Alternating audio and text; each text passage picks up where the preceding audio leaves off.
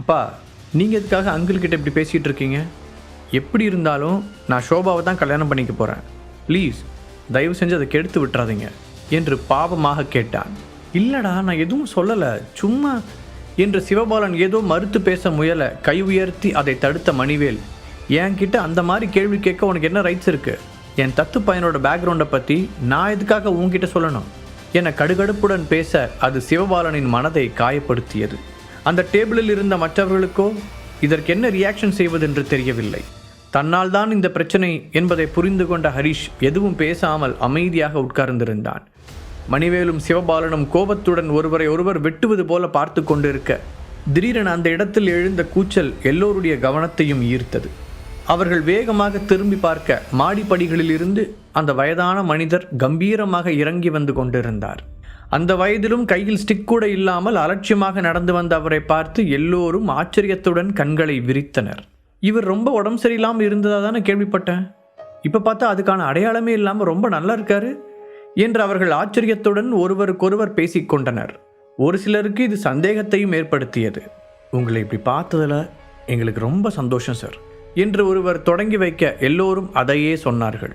ஒரு சிரிப்புடன் ஹாலில் நடுவில் வந்து நின்ற அவர், உங்கள் எல்லாரோட ஆதரவுக்கும் ரொம்ப நன்றி என சொல்லிக் கொண்டிருக்கும் போதே திடீரென அவருடைய முகத்தில் ஒரு வினோதமான ரியாக்ஷன் வந்தது. அது ஆச்சரியமாக மாறி பின் அதிர்ச்சியாக உறைந்தது. கணபதியின் மகன் பாலாவும் பேரன் ஜெயந்தும் அவரின் பார்வையை பின்பற்றி தங்களுடைய கவனத்தை திருப்ப அவர்களுக்கு தங்கள் கண்களையே நம்ப முடியவில்லை. சிவபாலன் மற்றும் மணிவேலின் குடும்பங்கள் உள்ளே வந்தபோது ஹரிஷ் அவர்களுக்கு பின்னால் கடைசியில் இருந்தான். அதனால் அந்த பக்கம் வந்தவர்களிடம் பேசிக்கொண்டிருந்த ஜெயந்த் அவனை கவனிக்கவில்லை. ஆனால் இப்போது அவர்கள் மூவரும் ஹரிஷை அடையாளம் கண்டு கொண்டார்கள். குறிப்பாக கணபதி நம்பியார் அவனை பார்த்து உற்சாகத்தில் நடுங்கவே ஆரம்பித்து விட்டார். கணபதி திடீரென பேச்சை நிறுத்திவிட்டு ஏதோ ஒரு பக்கத்தை வெறிப்பதை பார்த்து எல்லோருடைய பார்வையும் ஹரிஷின் பக்கம் திரும்பியது. இங்கே என்ன நடக்குது? எதுக்காக அவங்க 3 பேரும் அந்த பையனை அப்படி பார்க்குறாங்க? ஒருவேளை அவன் அவங்களோட எதிரியாக இருப்பானோ என்று அவர்கள் மீண்டும் தங்களுக்குள் கிசுகிசுக்க தொடங்கினார்கள். அந்த பையன் மணிவேல் குடும்பத்தோடு தானே வந்தான். ரொம்ப நேரமாக அந்த வீட்டு பொண்ணோட சிரித்து பேசிட்டு வேற இருந்தான். அவர்களில் ஒருவன் பொறாமையோடு கூறினான், ஒருவேளை அவன் மட்டும் கணபதி நம்பியாரோட எதிரியாக இருந்தா அதுக்கப்புறம் இந்த வாழ்க்கை அவனுக்கு நரகமாக தான் இருக்கும். முதலில் பேசியவன் ஒரு மாதிரி குரலில் சொன்னான், எப்படியோ இன்றைக்கி இந்த பர்த்டே பார்ட்டி ரொம்ப இன்ட்ரெஸ்டாக தான் இருக்கும் போல என அவர்களில் ஒரு சிலர் நினைத்து கொண்டார்கள். மணிவேலும் யமுனாவும் முகத்தை சுழித்தபடி ஒருவரை ஒருவர் பார்த்து கொண்டனர். கணபதி குடும்பம் ஏன் இப்படி நடந்து கொள்கிறார்கள் என்று அவர்களுக்கு புரியவில்லை. ஹரிஷ் எப்போவாவது அவங்க ஃபேமிலியை டிஸ்டர்ப் பண்ணியிருப்பானோ என்ற எண்ணம் அவர்கள் மனதிலும் தோன்றியது. ஹரிஷ் ரொம்ப நாட்களாகவே சென்னையில் தான் இருந்து வருகிறான். அதற்கு முன்பு நியூயார்க்கில் வாழ்ந்து வந்தான். இதில் சம்பந்தமே இல்லாத கணபதி குடும்பத்தை எப்படி அவன் புண்படுத்தி இருக்க முடியும் என்று அவர்களுக்கு புரியவில்லை. சிவபாலன் இப்போது ஹரிஷையும் மணிவேலையும் மாறி மாறி பார்த்தார். நண்பனின் முகத்தில் தெரிந்த குழப்பத்தை பார்த்ததும் அவருடைய உதட்டோரத்தில் ஒரு சிரிப்பு தோன்றியது. கொஞ்ச நேரத்திற்கு முன்பாக தன்னிடம் எகிரிய நண்பன் இப்போது பேச முடியாமல் திகைத்து போய் நிற்பதை பார்க்க அவருக்கு உள்ளுக்குள் கொஞ்சம் சந்தோஷமாக இருந்தது. நீ ஒரு மகனை தத்தெடுத்தது தப்பில்லை, ஆனால் அவன் கணபதி ஃபேமிலியோட எதிரியாக இருந்தால் யாராலையும் உங்கள் குடும்பத்தை காப்பாற்ற முடியாது என மனதிற்குள் நினைத்து கொண்டவர் வெளியில் எதையும் காட்டிக்கொள்ளாமல் நின்றார். ஏற்கனவே ஹரிஷை கண்டாலே வெறுப்பை காட்டும் கிருபாவோ, இந்த ராஸ்கல் என்ன பண்ணி தொலைச்சானே தெரியல, எதுக்காக அவங்க எல்லாரும் இவனை இப்படி பார்க்குறாங்க, ஏதாவது மோசமான விஷயத்தை தான் பண்ணியிருப்பான்னு நினைக்கிறேன், இதுக்கு தான் இவனை நம்ப வேண்டான்னு அப்போவே அப்பா கிட்ட படித்து சொன்னேன், யார் நம்ம பேச்சை கேட்குறாங்க என்று ஹரிஷை திட்டினாள். ஒரு சில நிமிடங்களில் இவர்கள் எல்லோரும் இப்படி ஆளுக்கு ஒன்றாய் கற்பனை செய்திருக்க கணபதி ஃபேமிலியைச் சேர்ந்த 3 பேரும் வேகமாக ஹரிஷின் அருகே வந்து அவனை பணிவுடன் வரவேற்றார்கள். ஹரிஷ், இன்னைக்கு நைட் நீங்கள் வருவேன்னு நான் எதிர்பார்க்கவே இல்லை, பாலா ஆச்சரியத்துடன் கூறினார். கணபதியும் அவனை பாசத்தோடு பார்க்க கடந்த முறை வந்தபோது அவனுடன் சண்டை போட்டு அவமானப்படுத்திய ஜெயந்த் கூட இப்போது சந்தோஷமாக காணப்பட்டான். ஹரிஷ் அவனுடைய தாத்தாவை காப்பாற்றி கொடுத்ததால் தான் அவர்களுடைய குடும்பம் மீண்டும் பழைய நிலைமைக்கு வந்தது. அது மட்டுமில்லாமல் அவனுடைய அப்பாவிற்கும் அதே பிரச்சனை இருந்ததும் அதையும் ஹரிஷ் குணப்படுத்தியதை அறிந்தபோது அவன் ரொம்பவே உடைந்து போயிருந்தான். தான் அவசரப்பட்டு ஹரிஷை தவறாக நினைத்து விட்டோம் என்று புரிந்து கொண்டவன் அடுத்த முறை அவனை பார்க்கும்போது மறக்காமல் மன்னிப்பு கேட்க வேண்டும் என்று முடிவு செய்து வைத்திருந்தான். அதிலும் அவனுடைய தாத்தாவின் உடல்நிலை நாளுக்கு நாள் முன்னேறி கொண்டிருக்க ஹரிஷின் மீதான அவனுடைய மரியாதை கூடிக்கொண்டே போனது. தாத்தா, இப்போ உங்கள் உடம்புக்கு பரவாயில்லையா? வெளியில் பார்க்க நல்லா ஹெல்த்தியாக தான் தெரியுறீங்க. ஹரீஷ் உண்மையான அக்கறையுடன் அவரை விசாரித்தான். அதுக்கு உனக்கு தான் தேங்க்ஸ் சொல்லணும் ஹரீஷ். நீ கொடுத்த மாத்திரைகளை சாப்பிட்டதுக்கப்புறம் என் உடம்பு முழுசாக குணமாயிடுச்சு. நான் இப்போ ரொம்ப நல்லா இருக்கேன். சொல்லப்போனால் 10 வயசு குறைஞ்ச மாதிரி ஃபீல் பண்ணுறேன். உற்சாகமாக பதில் சொன்ன கணபதி புனித்தை திரும்பி பார்த்து, நீ வேற ஏதாவது சேரை பார்த்து உட்காரு புனித், நான் ஹரீஷ் கூட கொஞ்சம் பேசணும் என்றார். அப்படியா தாத்தா, சரி என அங்கிருந்து நகர்ந்து கொண்ட புனித் அங்கு என்ன நடக்கிறது என்று புரியாமல் பேந்த விழித்தான். இப்படி ஒரு சங்கடமான சூழ்நிலையை கண்டு அந்த ரூமில் இருந்த எல்லோரும் அதிர்ச்சி அடைந்தார்கள். அவர்கள் அதிர்ச்சியில் வாயை திறந்து வைத்திருந்த விதத்தில் ஒரு ஃபுட்பாலே உள்ளே போய்விட்டு வரலாம் என்ற அளவிற்கு இருந்தது. என்ன நடக்குதுங்க? என்ன ஆச்சு? எனக்கு ஒன்றுமே புரியல. யாராச்சும் ப்ளீஸ் எக்ஸ்பிளைன் பண்ணுங்களேன் என்றெல்லாம் அங்கிருந்தவர்கள் மத்தியில் சலசலப்பு எழுந்தது. ஏனென்றால் கணபதி நம்பியார் ஹரீஷிடம் அப்படி நடந்து கொண்ட விதத்தை அவர்களால் ஏற்றுக்கொள்ளவே முடியவில்லை. அவருக்கு இருக்கும் செல்வாக்கிற்கு அவர் லேசாக தும்மினால் கூட இராணுவமே வந்து பாதுகாப்பிற்கு நிற்கும். அந்த அளவிற்கு நாட்டில் செல்வாக்கு மிக்க நபராக வலம் வருபவர் கணபதி நம்பியார், மணிவேல், சிவபாலன் என்று 3 பெரிய தலைக்கட்டுகள் அந்த ஊரில் இருந்தாலும் கணபதி தான் எல்லோரையும் விட உயர்ந்த இடத்தில் இருந்தார். சிவபாலனும் மணிவேலும் கிட்டத்தட்ட சமமான நிலையில் இருந்தனர். அதனால் கணபதிக்கென்று இருந்த மரியாதை யாராலும் அசைக்க முடியாத அளவுக்கு உயர்ந்ததாக இருந்தது. அப்படிப்பட்ட உச்சியில் இருக்கும் ஒருவர் ஒரு சின்ன பையனிடம் இப்படி பணிந்து போய் பேசுவதை யார்தான் நம்புவார்கள்? தங்கள் கண்களில் தான் ஏதோ பிரச்சனை என்று சந்தேகம் கூட பட்டார்கள். மணிவேல் மற்றும் சிவபாலன் குடும்பத்தை தவிர யாருக்கும் ஹரீஷ் யார் என்று தெரியவில்லை. அதனால்தான் இத்தனை குழப்பங்கள் ஏற்பட்டது. கணபதி சாருக்கு என்னாச்சு? ஏன் ஹரீஷ் கிட்ட இப்படி நடந்துக்கிறாரு? தனது அதிர்ச்சியில் இருந்து வெளியே வந்த சிவபாலன் மணிவேலிடமே கேட்டார். எனக்கு மட்டும் எப்படி தெரியும்? நானும் உன் கூட தான் இருக்கேன். இரு கேட்கலாம். கொஞ்ச நேரத்திற்கு முன்பாக சண்டை கட்டியதை மறந்துவிட்டு தன் நண்பனிடம் சகஜமாக பேசிய மணிவேல், உங்களுக்கு ஹரீஷை முன்னாடியே தெரியுமா என்று திரும்பி பாலாவிடம் கேட்டார். ஹரீஷ் எங்களுக்கு நல்லா தெரியறது மட்டும் இல்லை, ஒரு வகையில் அவர் எங்களுக்கு ஒரு ஏஞ்சல் மாதிரி. எங்கள் குடும்பம் அழிஞ்சு போகாமல் காப்பாற்றின பெருமை அவருக்கு தான் சேரும். பாலாவை முந்திக்கொண்டு கணபதி பதில் சொல்ல, ஹரீஷை அவர் இவ்வளவு மரியாதையாக பேசுவதை கேட்டு சுற்றியுள்ளவர்கள் இன்னும் குழப்பமடைந்தார்கள். அவர்கள் ஒவ்வொருவரும் ஹரீஷ் யாராக இருக்கும் என்று கண்டுபிடிக்க முயற்சி செய்தார்கள். இந்த பையன் யாரா இருக்கும்? ஒருவேளை ரொம்ப பெரிய குடும்பத்தில் பிறந்தவனா இருக்குமோ? ஆளனமோ லட்சணமாக கம்பீரமாக தான் இருக்கான், ஆனால் பார்க்க ரொம்ப சிம்பிளாக தான் தெரிகிறான். மீண்டும் அவர்கள் தங்களுக்குள் முணுமுணுக்க, ஹரீஷ் தனக்கும் இதற்கும் சம்பந்தமே இல்லை என்பது போல இயல்பாக உட்கார்ந்திருந்தான். இப்போதெல்லாம் இது போன்ற ஆச்சரியங்கள் அவனுக்கு பழகி போய்விட்டது. அவன் தனக்குள் சிரித்து கொண்டான். அவர்கள் எத்தனை கேட்டாலும் அவன்தான் மாத்திரை தயாரித்து கொடுத்து அவர்கள் உயிரை காப்பாற்றினான் என்ற உண்மையை கணபதி ஃபேமிலி வெளியில் சொல்ல மாட்டார்கள். ஏனென்றால் அதை பற்றி யாரிடமும் சொல்லக்கூடாது என்று ஹரீஷ் முன்பே கூறியிருந்தான்.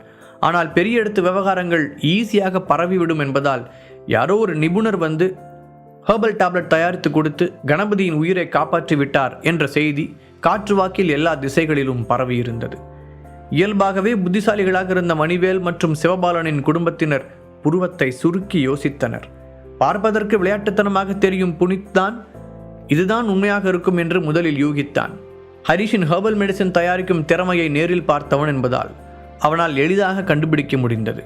இருந்தாலும் அதை நினைத்து பார்க்கும்போது அவனுடைய இதயம் அதிர்ச்சியில் குலுங்கியது. அப்படிப்பட்ட ஒருவனிடம்தான் தான் வம்பிழுத்து போட்டி போட்டிருக்கிறோம் என்று நினைக்கும் போது அவனுக்கே தன்னை நினைத்து அவமானமாக இருந்தது. பாலா சொன்னதை பற்றி யோசித்த மணிவேலும் யமுனாவும் இப்போது கண்கள் விரிய ஹரீஷை பார்த்தனர். அவர்களெல்லாம் கேட்க தயங்கிய விஷயத்தை சிவபாலன் நேரடியாக கேட்டார். என்னோட கெஸ்ஸிங் சரியா இருந்தா இந்த ஹரீஷ் தான் உங்களுக்கு மாத்திரைகளை தயாரித்து கொடுத்து உங்க உயிரை காப்பாற்றிருக்கணும், கரெக்டா? சிவபாலன் தயக்கமின்றி கேட்க இப்போது பாலா ஆச்சரியத்துடன் அவரை பார்த்தார். இதை பற்றி உங்களுக்கு முன்னாடியே தெரியுமா என்று அவர் திகைப்புடன் கேட்க, இல்லை தெரியாது, உண்மையை சொல்லணும்னா நான் கேள்விப்பட்ட சில விஷயங்களை வச்சு கெஸ் பண்ணேன், அவ்வளோதான் என்று எப்போதும் போல வெளிப்படையாக பேசினார் அவர். சரி, இனி மறைக்கிறதுக்கு ஒன்றும் இல்லை. ஆமாம், ஹரீஷ் தான் எங்களுக்கு மருந்து தயாரித்து கொடுத்தாரு. அவரால் தான் நாங்கள் இன்றைக்கி உயிர் வாழ்கிறோம். ஆனால் இந்த விஷயம் வெளியில் தெரியாமல் பார்த்துக்க சொல்லி அவர் என்கிட்ட கேட்டுக்கிட்டாரு. அதனால தான் அவர் பேரை வெளியே சொல்லாமல் சீக்கிரட்டாக வச்சுருந்தோம். ஆனால் இந்த நியூஸ் எங்களையும் மீறி எப்படியோ பரவிடுச்சு. அதுக்காக எங்களை மன்னிச்சுக்கோ ஹரீஷ். பாலா அவனிடம் சாரி கேட்க, அச்சோ சார், எதுக்காக பெரிய வார்த்தைலாம் பேசிகிட்டு இருக்கீங்க? என்னால் உங்கள் சிச்சுவேஷனை புரிஞ்சிக்க முடியுது. இந்த விஷயம் வெளியில் வந்தால் தேவையில்லாமல் எல்லாருடைய பார்வையும் என் மேலே விழும். தப்பான நோக்கத்தோடு இருக்கிறவங்க என்னை டிஸ்டர்ப் பண்ண ட்ரை பண்ணுவாங்கன்னு தான் நான் வெளியே சொல்ல வேண்டான்னு சொன்னேன். மற்றபடி இதனால் எனக்கு வேறு எந்த பிரச்சனையும் இல்லை. ஃப்ரீயாக விடுங்க. என்று பெருந்தன்மையாக கூறினான் ஹரிஷ். அதே நேரத்தில் மணிவேல் மனதிலோ ஏராளமான எண்ணங்கள் தோன்றிக் கொண்டிருந்தது. நான் நினச்ச மாதிரியே ஹரிஷ் கிட்ட ஏதோ ஒரு ஸ்பெஷல் இருக்கு. இல்லாட்டி கணபதி சாரே இவ்வளோ மரியாதையாக அவனை நடத்த மாட்டார். அவரோட தீர்க்க முடியாத பிரச்சனைக்கே இவன் மருந்து தயாரித்து கொடுத்துருக்கான்னா நிஜமாவே ஹரிஷ் ரொம்ப பெரிய ஜீனியஸ் தான். ஹரிஷோட இந்த டேலண்ட்டை எப்படியாவது நம்ம ஃபேமிலிக்கு சாதகமாக பயன்படுத்திக்கணும் என்று அவர் தனியாக திட்டம் போட்டார். ஒரு வகையில் நீ இங்கே வந்ததை நினச்சி நாங்கள் ரொம்ப சந்தோஷப்படுறோம் ஹரிஷ். இந்த பர்த்டே பார்ட்டி வைக்கும்போது அப்பா கூட சொன்னார் உன்னை கூப்பிட்டா நல்லா இருக்கும்னு. ஆனால் எப்படி உன்னை காண்டாக்ட் பண்ணுறதுன்னு தெரியாமல் தான் அமைதியாக இருந்துட்டோம். ஆனால் நீ இங்கே வந்திருக்கிறத நினச்சி எங்களுக்கு ரொம்ப ஹாப்பியாக இருக்குது. தனது நன்றி உணர்ச்சியை கண்ட்ரோல் செய்ய முடியாமல் பாலா மீண்டும் அவனிடம் கூறினார். சார் போதும், நீங்கள் பேசுகிறத பார்த்தா எனக்கே ஒரு மாதிரி கூச்சமாக இருக்குது. மணிவேல் அங்கிள் என் அப்பாவோட ஃப்ரெண்டு. அவர் தான் கணபதி தாத்தாவுக்கு பர்த்டேன்னு சொன்னார். நானும் அன்னைக்கு மருந்து கொடுத்ததுக்கப்புறம் அவர் எப்படி இருக்காருன்னு பார்க்கவே இல்லை. இது ஒரு காரணமாக வச்சு பார்த்துட்டு போகலான் தான் வந்தேன். ஹரிஷ் நிதானமாக சொல்ல மணிவேலுக்கு அவன் தன்னை குறிப்பிட்டு பேசியதை நினைத்து பெருமையாக இருந்தது. என்ன காரணமாக இருந்தாலும் சரி, நீ இங்கே வந்ததே எங்களுக்கு போதும். ஏன்னா நானே உன்னை மீட் பண்ணி ஒரு முக்கியமான விஷயத்தை பேசலான் இருந்தேன். இடையில நதியா கிட்ட கூட உன்னை பற்றி விசாரித்தேன். ஆனால் அவங்களுக்கும் நீ எங்கே இருக்கன்னு எந்த டீட்டெயில்ஸும் சரியாக தெரியல. ஆனால் கும்பிட போன தெய்வம் குறுக்க வந்த மாதிரி இன்னைக்கு நீ இப்படி நேரில் வந்து நிற்கிற. இப்போது கணபதி ஆரம்பிக்க, தாத்தா இவ்வளோ நேரம் உங்கள் மகன் இதைத்தான் சொல்லிக்கிட்டு இருந்தாரு, இப்போ நீங்களா? ப்ளீஸ் முடியல. ஹரிஷ் விளையாட்டாக கையெடுத்து கும்பிட அங்கு ஒரு சிரிப்பொலி பரவியது. அந்த சிரிப்பு சத்தம் ஓய்ந்ததும், அப்புறம் ஹரிஷ், நான் உங்ககிட்ட ஒரு பெரிய ஹெல்ப் கேட்கறதுக்காக தான் அவ்வளோ மும்முரமாக தேடினேன். கணபதி கொஞ்சம் தயக்கத்துடன் சொல்ல, அதை கேட்டு அந்த டேபிளில் இருந்த எல்லோருடைய பார்வையும் ஆச்சரியத்துடன் உயர்ந்தது. இதில் என்ன இருக்கு? உங்களுக்கு என்ன ஹெல்ப் வேணும்னு சொல்லுங்க, என்னால் முடிஞ்சா கண்டிப்பாக செய்கிறேன் என்று உறுதியளித்தான் ஹரிஷ். அதை கேட்டு கணபதி நிம்மதி பெருமூச்சு விட்டார். அவர் தன் அருகில் நின்றிருந்த பேரன் ஜெயந்தை பார்த்து சைகை செய்ய அவன் தன்னுடைய சேரில் இருந்து எழுந்து ஹரிஷின் முன்னால் போய் ஒற்றை காலை மடக்கி மண்டி போடும் விதமாக அமர்ந்தான். தயவு செஞ்சு என்னை மன்னிச்சிருங்க. நான் உங்ககிட்ட ரொம்பவும் மோசமாக நடந்துக்கிட்டேன். அதை பற்றி இப்போ நினச்சாலே எனக்கு ரொம்ப கஷ்டமாக இருக்குது. இன்னொரு தடவை அந்த மாதிரி நடக்காதுன்னு நான் உங்களுக்கு ப்ராமிஸ் பண்ணுறேன் என்று பணிவுடன் மன்னிப்பு கேட்டான். இவ்வளவு நேரம் எத்தனையோ அதிர்ச்சிகளை தாங்கிக் கொண்டிருந்த விருந்தினர்கள் இந்த முறை தாங்கள் பார்த்ததை நம்ப முடியாமல் நெஞ்சை பிடித்து கொண்டார்கள். ஜெயந்தின் குணம் என்ன என்பது அவர்களுக்கு நன்றாக தெரியும். அப்படிப்பட்ட திமிர் பிடித்தவன் இன்று ஹரிஷ் போன்ற ஒருவன் முன்னால் மண்டியிட்டு மன்னிப்பு கேட்பதை அவர்களால் ஏற்றுக்கொள்ளவே முடியவில்லை. இது என்ன அர்த்தம் தாத்தா? கேட்டபடி தனக்கு முன்னால் மண்டியிட்டு இருந்த ஜெயந்தை ஆழமாக பார்த்தான் ஹரிஷ். ஜெயந்தின் குணம் என்ன என்பது அவர்களுக்கு நன்றாக தெரியும். அப்படிப்பட்ட திமிர் பிடித்தவன் இன்று ஹரிஷ் போன்ற ஒருவன் முன்னால் மண்டியிட்டு மன்னிப்பு கேட்பதை அவர்களால் ஏற்றுக்கொள்ளவே முடியவில்லை. இது என்ன அர்த்தம் தாத்தா? கேட்டபடி தனக்கு முன்னால் மண்டியிட்டு இருந்த ஜெயந்தை ஆழமாக பார்த்தான் ஹரிஷ். அவனுக்கு இப்படி மன்னிப்பு கேட்பதில் எந்த பிரச்சனையும் இல்லை என்பதையும் அவனுடைய முகத்தில் அதற்காக எந்த ஒரு வெறுப்பும் காணப்படவில்லை என்பதையும் ஹரிஷ் கவனித்தான். என்னோட பேரன் ஜெயந்தை உன்னோட ஸ்டூடெண்ட்டாக ஏற்றுக்கணும் ஹரிஷ். அட்லீஸ்ட் குறைஞ்சபட்சம் சில வருஷங்களாவது அவன் உன் கூட இருந்து சில விஷயங்களை கற்றுக்கணும். இது எனக்கு செய்கிற ஒரு ஹெல்ப்பாக நீ நினச்சி சம்மதிக்கணும் என்ற கணபதி தங்கள் முன்னால் மண்டியிட்டு இருந்த தன் பேரனின் தலையை தடவி கொடுத்தபடி, ஜெயந்த் பிறக்கும் போதே சில்வர் ஸ்பூனோட பிறந்தான். எங்கள் வீட்டோட முதல் பேரங்கிறதுனால நாங்கள் அவனை ரொம்ப செல்லமாக வளர்த்தோம். அதனால் அவனுக்கு ஹார்ட் ஒர்க்னால் என்னன்னே தெரியல. எப்போவுமே அவனை சுற்றி அவனை பாராட்டுற மாதிரி ஒரு கூட்டம் இருந்துக்கிட்டே இருந்துச்சு. அதனால் வெளி உலகம் எவ்வளோ கஷ்டமானது ஆபத்தானதுங்கிறது அவனுக்கு தெரியறதே இல்லை என்று சொல்லிக்கொண்டே வந்தார் கணபதி. அப்போது உணர்ச்சி வசப்பட்டதில் அவருடைய குரல் உடைந்தது. அதனால் ஒரு கணம் பேசுவதை நிறுத்தியவர், அதே நேரத்தில், கிட்டத்தட்ட என் பேரன் வயசு தான் இருக்கிற உன்கிட்ட ஒரு நம்ப முடியாத திறமையை பார்த்தேன். அதுவும் இல்லாமல் நீ ரொம்ப மெச்சூரிட்டியாகவும் பொறுமையாகவும் நடந்துக்கிறதையும் இப்போ கூட கவனித்தேன். அவளை ஏன் அன்னைக்கு என் பேரன் உன்னை எவ்வளோ அவமானப்படுத்தி உன் தன்மானத்தை சீன்ற அளவுக்கு பேசினதா கேள்விப்பட்டேன். அதுக்காக நீ கோபப்பட்டாலும் எங்கள் உயிரை காப்பாற்றுறதுக்கு மருந்து கொடுத்துட்டு தான் போனேன். அப்போ தான் நீ மனசால் எந்த அளவுக்கு உயர்ந்தவன் அப்படிங்கிறத நாங்கள் புரிஞ்சுக்கிட்டோம். அதனால் உன்னோட வழிகாட்டுதலை பெற அவனுக்கு அதிர்ஷ்டம் இருந்துச்சுன்னா என் பேரனுக்கு கொஞ்சமாவது நிஜ உலகம் புரியும், பொறுப்பு வரும் அப்படின்னு நான் நம்புகிறேன். அப்போ தான் அவனால் ஃப்யூச்சரில் எங்கள் குடும்பத்தை பாதுகாப்பாக பார்த்துக்க முடியும். கணபதி நிதானமாக சொல்லி முடிக்க அந்த ரூம் முழுவதும் அமைதியில் மூழ்கி இருந்தது.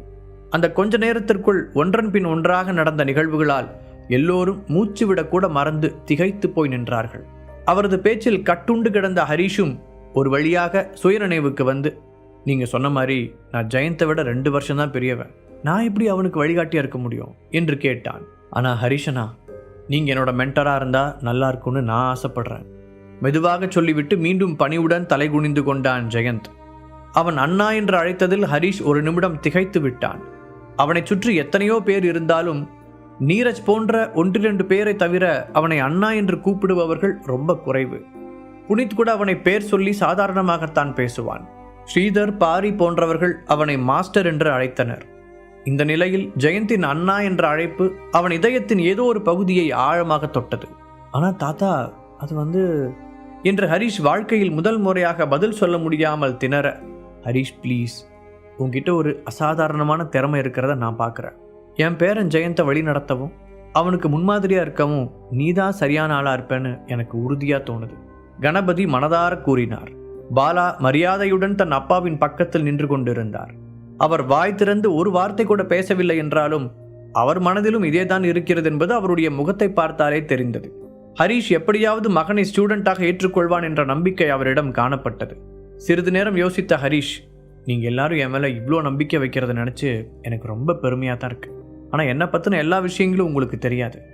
ஒருவேளை ஜெயந்த் என் கூட வந்தான்னா அவனோட பாதை அவ்வளோ ஈஸியாக இருக்காது.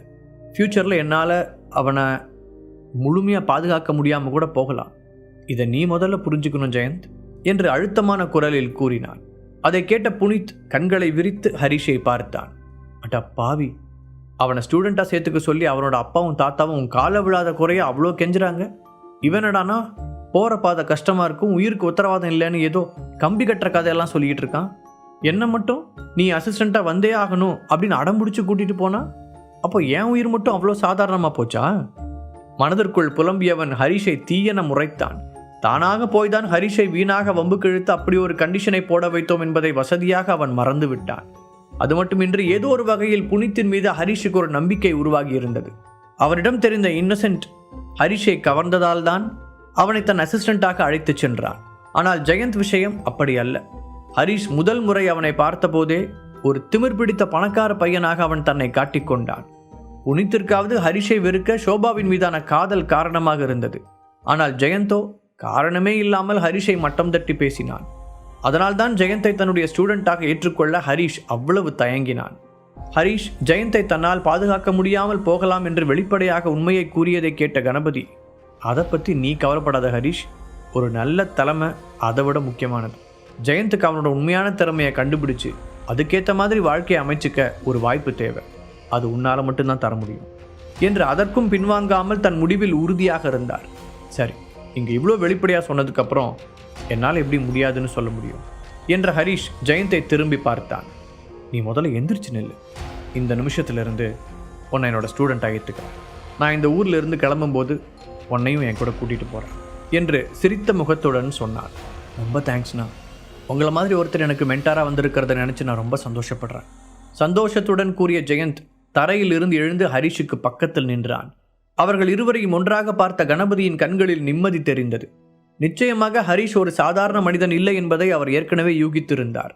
இத்தனை வருட பிசினஸ் அனுபவம் அவருக்கு மனிதர்களை கணிக்க கற்றுக் கொடுத்திருந்தது.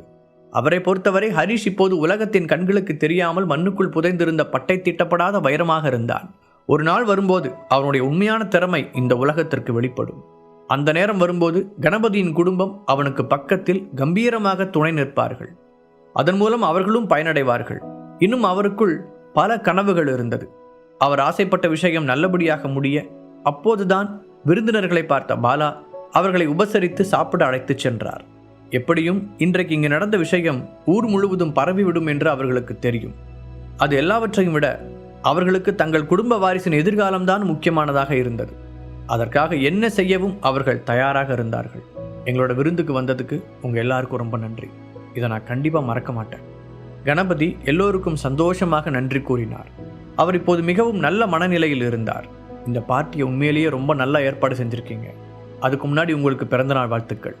இன்னும் ரொம்ப வருஷம் நீங்கள் இதே மாதிரி நல்ல ஆரோக்கியத்தோடு இருக்கணும். அவ்வளவு நேரம் அமைதியாக நடப்பதை கவனித்து கொண்டிருந்த மணிவேல் பணிவுடன் கூறினார். இப்போதைக்கு ஹரிஷ் அவருடைய மகனுடைய ஸ்தானத்தில் இருந்தான். கணபதி ஹரிஷை இந்த அளவுக்கு உயர்வாக நினைத்தால் அது அவர்களது குடும்பத்திற்கும் சேர்த்து பெருமையை தரும். அதனால் அப்போது நடந்த நிகழ்வு அவருக்கும் சந்தோஷத்தை தான் கொடுத்தது. அந்த மேஜையில் உட்கார்ந்திருந்தவர்களில் நடந்த விஷயத்தை பார்த்து சந்தோஷப்படாமல் மோசமான மனநிலையில் இருந்தவர்கள் 2 பேர்தான். ஒருவர் சிவபாலன், இன்னொன்று கிருபா. இந்த ஊரை பொறுத்தவரை ஹரீஷ் மணிவேல் குடும்பத்தின் உறவாக அடையாளம் காணப்படுவதால் கணபதி குடும்பத்தார் ஹரீஷை முன்னிறுத்தி மணிவேலுடன் இன்னும் நெருக்கமாவார்கள். அதனால் இயல்பாகவே மணிவேல் குடும்பத்திற்கும் கணபதி குடும்பத்திற்கும் இடையில் பிசினஸ் தொடர்புகள் ஏற்படும். இதனால் மணிவேலின் குடும்பம் உயர்ந்து அந்த ஊரில் இருக்கும் மற்றொரு பெரிய குடும்பமான தங்களின் நிலை கீழிறங்கி விடுமோ என்று சிவபாலன் கவலைப்பட்டார். இது ஹரிஷை வைத்து அவரது மனதிற்குள் போட்டு வைத்திருந்த திட்டங்களில் கடுமையான தாக்கத்தை ஏற்படுத்தும். அதை பற்றி யோசித்தவருக்கு என்ன செய்வதென்றே புரியவில்லை. அதே நேரத்தில் இன்னொரு பக்கம் புனித், அவனுக்கும் ஹரிஷுக்கும் இடையில் இருந்த இடைவெளி அதிகமாகிக் கொண்டே போனதில் மனதளவில் சோர்வடைந்தான். ஹரிஷ் என்ற வைரத்தோடு ஒப்பிடும்போது தான் ஒரு சாதாரண கண்ணாடி கல்லை போன்றவன் என்ற தாழ் உணர்ச்சி அவனுக்கு ஏற்பட்டது. அதனால் ஷோபா ஒரு நாளும் தன்னை கணவனாக ஏற்றுக்கொள்ள மாட்டாள் என்று அவன் பயந்தான். அதிலும் இப்போது கூட ஷோபா கண்கள் மின்ன ஹரிஷை பார்த்து கொண்டிருப்பதை கண்டதும் அவனுடைய மனதில் இன்னும் கோபம் அதிகமானது. அவர்களுக்கிடையே பேசப்பட்ட திருமண விஷயத்தில் ஹரிஷ் ஏற்கனவே தன்னுடைய நிலைப்பாட்டை அவளிடம் தெரிவித்து விட்டது புனித்திற்கு தெரியாது. அதனால் அவன் அவர்களை ஒரு தவறான கண்ணோட்டத்தில் தான் பார்த்தான். என்னதான் மணிவேல் ஹரிஷை தன் மகன் போல என்று கூறினாலும் அவர்களுக்கிடையில் எந்த இரத்த சம்பந்தமும் இல்லை என்பதால் அவனால் ஷோபா விஷயத்தில் நம்பிக்கையுடன் இருக்க முடியவில்லை. இதற்கிடையில் கிருபாவோ பல்லை கடித்துக்கொண்டு ஹரிஷை முறைத்தாள். என்ன காரணம் என்று தெரியாமல் அவளுக்கு ஹரிஷை முதலில் இருந்தே பிடிக்கவில்லை. அதிலும் அவளுடைய அப்பா ஹரிஷை தலையில் தூக்கி வைத்து கொண்டாடியதால் இன்றைய பார்ட்டியை பயன்படுத்தி எல்லோர் முன்னிலையிலும் அவனை அவமானப்படுத்த வேண்டும் என்று திட்டம் போட்டிருந்தாள். ஆனால் கணபதி திடீரென்று இப்படி ஒரு முடிவெடுப்பார் என்று அவள் சுத்தமாக எதிர்பார்க்கவில்லை. அவள் நினைத்ததற்கு எதிர்மாறாக அங்கே எல்லாம் தலைகீழாக நடக்க அந்த ஏமாற்றத்தை அவளால் தாங்கிக் கொள்ளவே முடியவில்லை. கொஞ்ச நேரத்தில் ஹரிஷை பார்க்க கூட பிடிக்காமல் தன் முகத்தை திருப்பிக் கொண்டாள். தன்னுடைய யோசனையில் மூழ்கியிருந்த சிவபாலன் அப்போதுதான் புனித்தை கவனித்தார். இன்னும் எதுக்காக அங்கே தனியாக நின்றுகிட்டு இருக்க? சீக்கிரம் வந்து ஹரிஷ் பக்கத்தில் இரு என்று அவனுடைய தலையில் தட்டி கூறியவர், முன்னாடி கூட நான் உன்னை அரை மனசோட தான் ஹரிஷோட அனுப்பி வச்சேன். ஆனால் உனக்கு கிடைச்சிருக்கிறது எப்பேற்பட்ட அதிர்ஷ்டம்னு இப்போ தான் புரியுது. ஒழுங்காக அந்த சான்ஸை பயன்படுத்தி ஹரிஷ் கிட்ட இருக்கிற டேலண்ட்டில் பாதியாவது கற்றுக்கிட்டு வா. அதை விட்டுட்டு இன்னும் உலகம் புரியாமல் விளையாட்டுத்தனமாக சுற்றிக்கிட்டு இருந்தேன்னா கண்டிப்பாக இந்த குடும்ப பொறுப்பை நான் உங்ககிட்ட தரவே மாட்டேன் என்று யாருக்கும் கேட்காமல் மெதுவான குரலில் அறிவுறுத்தினார். அதற்கு புனித் எதுவும் கூறாமல் அமைதியாக இருக்க இந்த விஷயத்தில் தானாகத்தான் இறங்கி ஏதாவது செய்ய வேண்டும் என்று முடிவெடுத்த சிவபாலன், ஹரிஷ், உங்ககிட்ட நான் ஒரு உதவியை ரெக்வஸ்ட் பண்ணி கேட்டுக்கிறேன். என்னோட பொறுப்பில்லாத மகனை இன்னும் 3 வருஷம் நீ தான் கொஞ்சம் பார்த்துக்கணும். எங்கள் குடும்பத்தோட அடுத்த தலைவன் அவன்தான். அதுக்கான தகுதிகளை அவன் வளர்த்துக்கணும். இந்த விஷயத்தில் உன்னால தான் எனக்கு ஹெல்ப் பண்ண முடியும் என்று நேரடியாக ஹரிஷிடம் கேட்டார். நிச்சயமா மாமா, நீங்கள் இனிமே புனித்தை பற்றி கவலையே படாதீங்க. அவனை பார்த்துக்க வேண்டிய முழு பொறுப்பும் என்னோடது என்றவன், என்ன புனித், மாமா சொல்கிறதெல்லாம் கேட்டல, இனிமேலாவது என்கிட்ட பார்த்து நடந்துக்கோ என்று புனித்தை பார்த்து கண் சிமிட்டியபடி கூறினான். ஏன் ஹரீஷ், இவன் உங்ககிட்ட ஏதாவது மரியாதை குறைவாக நடந்துக்கிட்டானா? எனக்கு அப்பவே தெரியும் இவன் இப்படி தான் இருப்பான்னு. ஏன்டா இப்படி கொஞ்சம் கூட பொறுப்பு இல்லாமல் இருக்க? அத்தனை பேர் முன்னிலையிலும் சிவபாலன் புனித்தை திட்ட, அப்பா கொஞ்சம் சும்மா இருக்கீங்களா என்று பல்லை கடித்தபடி அடிக்குரலில் சீறினான் புனித். அவனுக்கு தலைவலிப்பது போல இருக்க 2 கைகளாலும் தலையை அழுத்தி பிடித்து கொண்டான். டே ஹரீஷ், நேரம் பார்த்து பழி வாங்கிட்டல, இரு, எனக்கு ஒரு சான்ஸ் கிடைக்காமல போயிடும், அப்போ உன்னை வச்சுக்கிறேன் என்று முணங்கிய புனித் ஹரிஷை ஓரக்கண்ணால் முறைத்தான். அப்பா மற்றும் மகனின் நடவடிக்கைகளை பார்த்த ஹரிஷுக்கு சிரிப்பை அடக்க முடியவில்லை. கஷ்டப்பட்டு தன்னை கண்ட்ரோல் செய்து கொண்டவன் அங்கிருந்த மற்றவர்களுடன் சாதாரணமாக பேச முயற்சி செய்தான். அந்த ஊரின் முக்கியமான 3 குடும்பங்களும் ஒரே இடத்தில் அமர்ந்து நெருக்கமாக பேசிக் கொண்டிருப்பதை பார்த்த ஊர்க்காரர்கள் தங்களுக்குள் கதை கட்டத் தொடங்கினார்கள். அதேபோல அங்கு ஹரிஷுக்கு கிடைத்த மரியாதையும் அவர்களுக்கு வித்தியாசமாக இருக்க ஆளாளுக்கு ஒரு கற்பனை கோட்டையை உருவாக்கி மற்றவர்களுடன் பகிர்ந்து கொண்டார்கள். அப்போது ஏதோ நினைத்து கொண்ட யமுனா தன் கையில் இருந்த சாப்பாட்டு தட்டை கீழே வைத்துவிட்டு ஹரிஷை பார்த்தாள். ஹரிஷ், உனக்கு இவ்வளோ விஷயங்கள் தெரிஞ்சிருக்கிறதுனால நான் உங்ககிட்ட ஒன்று கேட்கலாமா என்று அவள் கேட்க, தாராளமாக கேட்கலாம், என்னன்னு சொல்லுங்க ஆண்டி என்றான் ஹரிஷ். இல்லை, உனக்கு ரேடியன்ஸில் இருக்கிற யாரையாவது தெரியுமா? யமுனா சடனாக கேட்க தண்ணீர் குடித்து கொண்டிருந்த ஹரிஷுக்கு புறை ஏறியது. சிவபாலனை தவிர அந்த டேபிளில் இருந்த எல்லோரும் திகைப்புடன் யமுனாவை பார்த்தனர். அம்மா, என்னம்மா பேசிட்டு இருக்கீங்க? கணபதி தாத்தா அவனை பற்றி உயர்வாக நினைக்கிறாருன்னா அதுக்காக ரேடியன்ஸில் இருக்கிறவங்களெல்லாம் அவனுக்கு தெரியும்னு அர்த்தம் இல்லை. ஏதோ அவனுக்கு கொஞ்சம் ஹெர்பல் மெடிசன் தயாரிக்க தெரியுங்கிறதுனால இவங்க எல்லாரும் ஏதோ 8வது அதிசயம் மாதிரி அவனை ட்ரீட் பண்ணுறாங்க. அந்த அளவுக்குலாம் அவன் ஒன்றும் வர்த் இல்லை. கிருபா எரிச்சலுடன் கூறினாள். கிருபா, நீ உன் வாயை கண்ட்ரோல் பண்ணவே மாட்டியா? மணிவேல் அவ்வளவு பெரிய கூட்டத்தில் வைத்து மகளை சத்தமாக திட்ட முடியாமல் பல்லை கடித்தார். பிறகு அந்த டேபிளில் இருந்தவர்களை மன்னிப்பு கேட்கும் விதமாக பார்த்தவர், கணபதி சார், அவ ஏதோ புரியாம பேசிட்டு இருக்கா, நீங்க எதுவும் பெருசா எடுத்துக்காதீங்க என்று பணிவுடன் கேட்டுக்கொண்டார். பரவாயில்ல மணிவேல், என்னால புரிஞ்சுக்க முடியுது. இந்த கால பசங்களே இப்படிதான், எல்லாத்துலயும் அவசரம் என்று கணபதி புன்னகையுடன் பதில் கூறினார். முழு கதையையும் கேட்டு மகிழ பாக்கெட் FM APP டவுன்லோட் செய்யுங்கள். லிங்க் டிஸ்கிரிப்ஷனில் கொடுக்கப்பட்டுள்ளது.